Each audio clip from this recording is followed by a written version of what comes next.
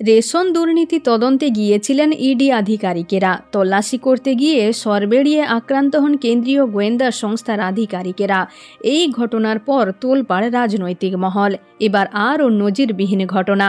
সরবেড়িয়ায় গিয়ে মাথা ফাটল যাদের, সেই ইডি আধিকারিকদেরই বিরুদ্ধে মামলা রজ্জু হল।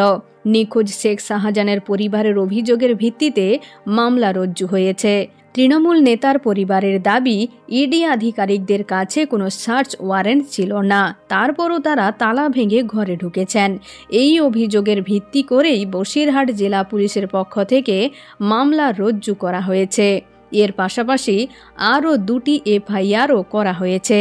তবে এই ঘটনার পর জেলা পুলিশের ভূমিকা নিয়ে উঠেছে একাধিক প্রশ্ন। প্রসঙ্গত, দুর্নীতির তদন্তে গিয়ে গুরুতর আহত হন 3 ইডি আধিকারিক। ইট বাঁশের আঘাতে মাথা ফাটে তাদের। এখনও হাসপাতালে চিকিৎসাধীন রয়েছেন তারা।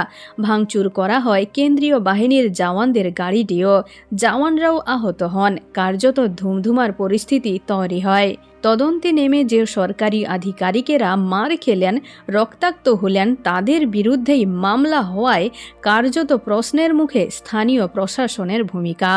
তো বন্ধুরা, এখন এই পর্যন্ত। আবারও দেখা হচ্ছে রাজনীতির পরবর্তী আপডেট নিয়ে। ধন্যবাদ।